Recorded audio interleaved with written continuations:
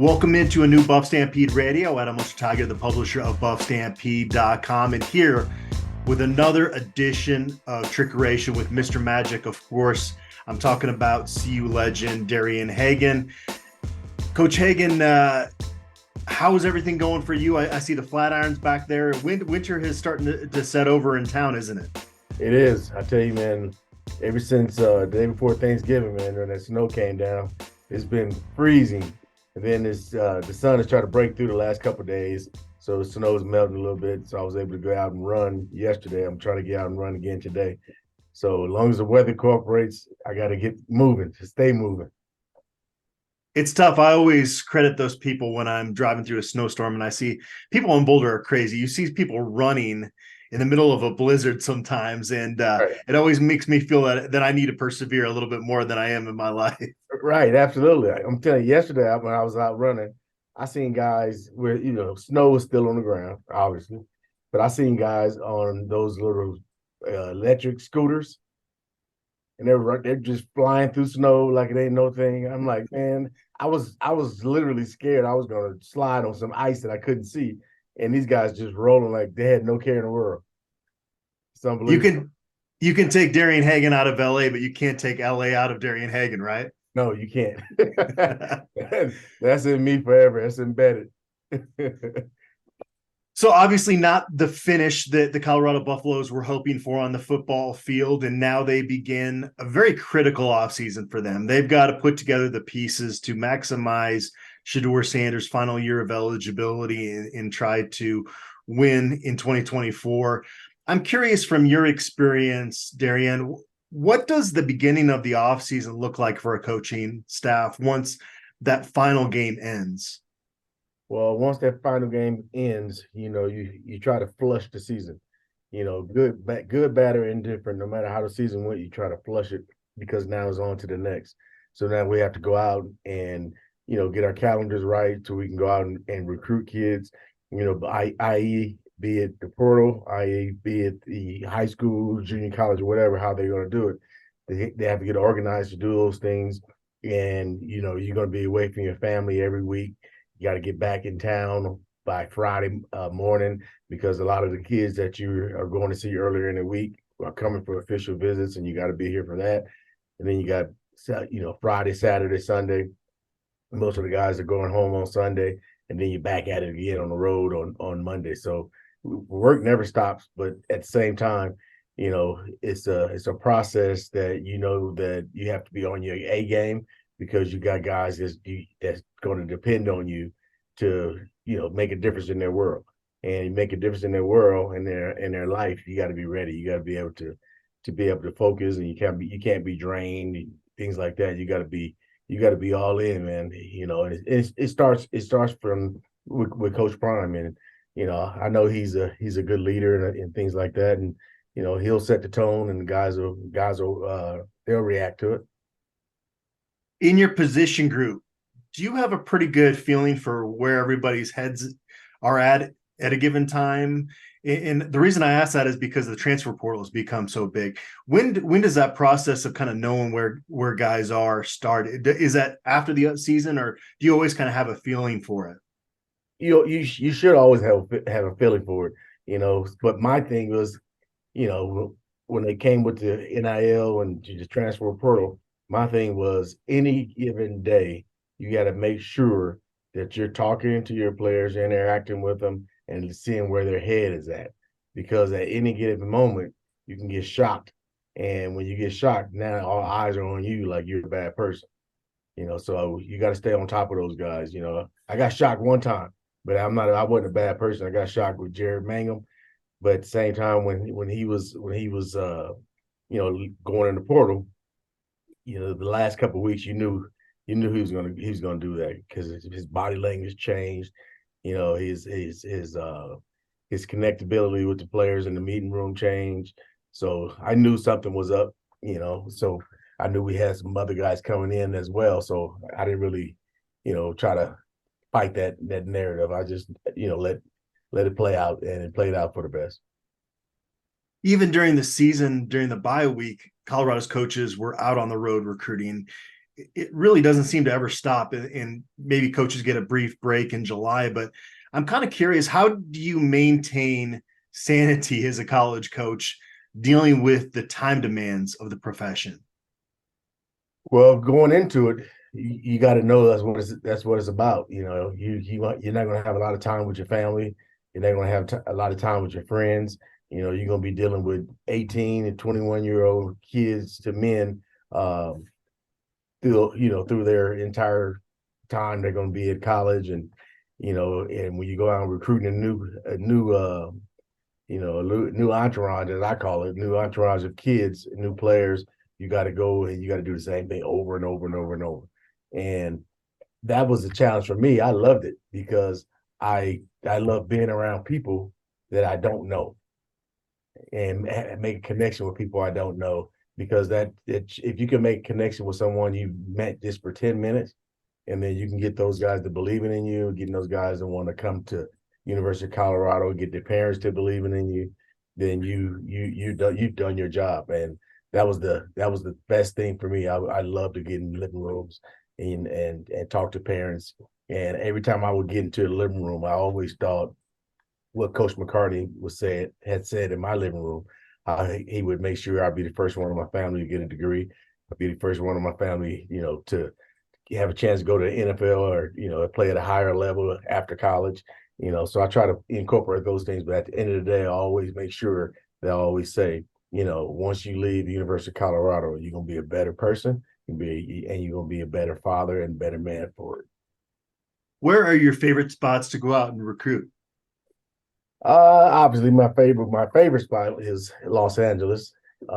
Just so, because I come from there and I have a lot of connections, a lot of friends that are coaching there, and I want to be able to help kids from Los Angeles leave the area. So that was number one was LA. And then number two was Houston, Texas. Houston, I love going out to the countryside of Houston and talking to kids, man, and then after I'm done with my recruiting for the day, I would always go to this place called Just Oxtails. It's a soul food place, not too far from Houston Hobby. Man, you talking about good food.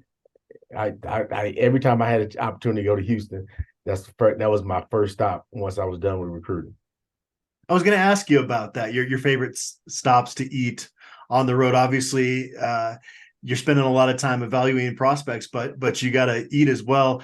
Right. Any other spots that come to mind that if you're in this city, you're definitely hitting that spot?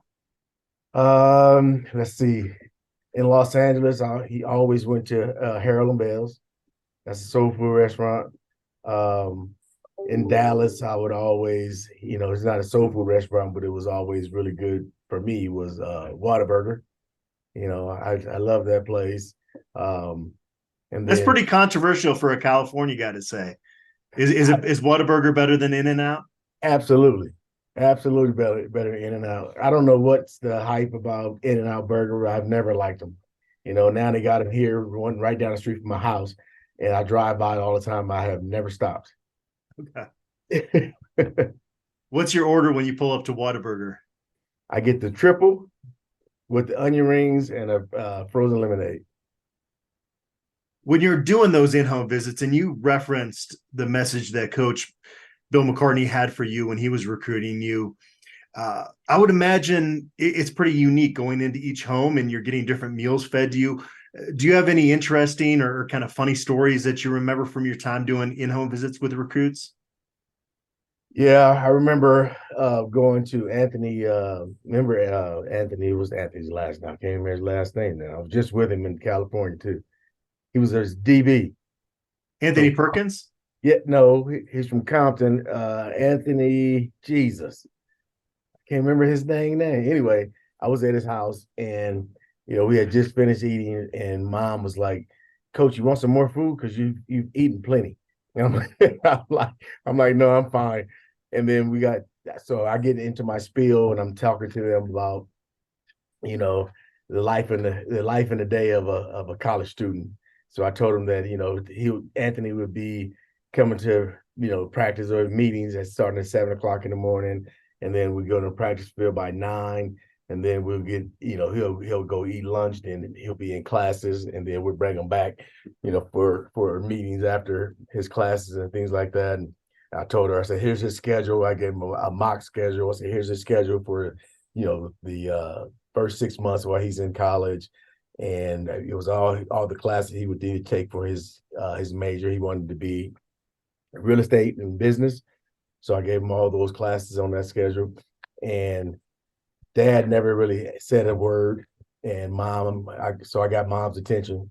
And then Dad he taps me on the leg, and he goes, like, it gives me a wink, like he was going to give me something special. And he was like, so when can he get his books? And the mom said, shut up, you dummy. This is a mock schedule. I'll never forget that. That was one of the funniest things ever. That's awesome. Was it Anthony Wright? Yes. From Compton. Yeah. Yes, that's who it was. And then I talked to him at the UCLA game. He's doing really, really well. Good. He told me he has 20 different properties that he's in the middle of transitioning. He took over his dad's company, and his dad now just oversees everything, but Anthony runs it on a daily basis. And he said that they're doing well. He looked good, and the first thing came to me, he was like, Coach Hagan, man, I just want to let you know that everything you told me was true, and I appreciate you and I love you. So, when you get things like that from guys you recruited, it's a success story. Plus, the things you told them, they remember. That's awesome. You got to have that, right? And that's maybe another part of going back to the sanity of dealing with the time demands is kind of those residual, rewards that you get down the road after, touching these young men. Right. How often does that happen, where you get a phone call or a text from someone and it kind of gives you that piece that you did the right thing by that young man? Every time, it's around a holiday, or it's summer, or it's a spring break, I always get a text message or a call from Hugh Charles. I also get the same thing from Philip Lindsay, and they always say, hey, I love you, and just thinking about you. And they always end it, and then when they always say, love you, Pops. And that's a special feeling to me. I'm like, wow, because both of them have both parents in their life. And for me to be considered, an upper echelon parent for both of those guys is awesome. That's awesome. Obviously, the process of evaluating prospects is an inexact science. It comes down to projecting what these 18-year-olds are going to look like in a couple of years. And that's not an easy process to do. And the example I want to throw out there is 2008. You signed 5-star Daryl Scott, get all the pats on the back over that signing. You were the lead recruiter there. But you also signed 2-star Rodney Stewart, and he was the one that comes to Boulder and has the great career. How do you view the process of evaluating prospects, both from what we do at 24/7 Sports and On3 and Rivals, and kind of that process, that side of things, versus how coaching staffs evaluate prospects, and how difficult that is to really know what these guys are going to look like in a couple of years? Well, I can tell you this, you guys recruit them, and you rank them. You give them 2 stars, you give them 5 stars. I think the 2-star and the 5-star is really based upon competition for a coach. When I look at competition, I look at family makeup. I look at film and see how they protect the football, how aggressive they are with running the football, how durable they are at running the football and catching the football, and then when you also collaborate with the things that Rivals and things like that 24/7. You guys have your statements about them, and you put the two together, and then you come up with a collective idea of how to recruit these kids. And my thing with Daryl Scott was he had everything you wanted: the size, the speed, the demeanor, he had everything, and on film. And then when Rodney Stewart, had the same thing, he just was tiny, but he was big, yoked up guy, and he reminded me of Darren Sproles. And and Daryl reminded me of a younger Ricky Williams, and we wanted a 1-2 punch like that, and I should have known because I got prior notice when I was in his house and Daryl and his mom goes, it was like 11 o'clock at night. I was doing a home visit. And his mom goes, Daryl, I'm going to sleep. I'm tired. And he goes, all right, mom. And she goes, in the other room, I've ironed your clothes and they're on the bed, some jeans and a shirt. I ironed them and I put them on the bed for you. And that right there should have told me he was a mama's boy and I should be on the lookout because he may be one of them ones that get a nagging injury and can't fight through those things. And then when I was with Rodney Stewart and was talking to him and his mom about giving him a scholarship and him coming to Colorado and having an opportunity to compete, and she was like, "Yeah, I want you to go to school there. You getting a scholarship? Sign up right now." And he was all smiles. You know how Rodney is, that big, that big smile. And so I was just like, okay, what you gonna do, Rodney? He goes, I'm coming, coach. I'm coming. So we get them both here in the summertime, and you can see the difference. You can see the difference in Rodney's work ethic, his determination, Daryl's work ethic, his determination, and Rodney was just hands above. He was the better player for us. And you guys signed Ray Polk in that class as well. How long did you have Ray with your running backs before he moved to safety? Do you remember? Hey, I had Ray, I think the first week and a half of camp. I had him with me, but he was here. He was here before that, doing summer conditioning workouts and all that with the weight room staff. And when I got him as for that week and a half, I went to coach and was like, Coach, he can't play running back. He couldn't stop and change direction. He was stiff, but he was tough and he was a guy that he could have been durable if we were running ISO plays right down the middle of a defense. But I thought that what we wanted to do on offense, run inside zone, run outside zone, things of that nature, gap schemes. I thought that we needed to go with Daryl and Speedy, and Daryl and Speedy gave us the best chances, and that's why we moved Ray.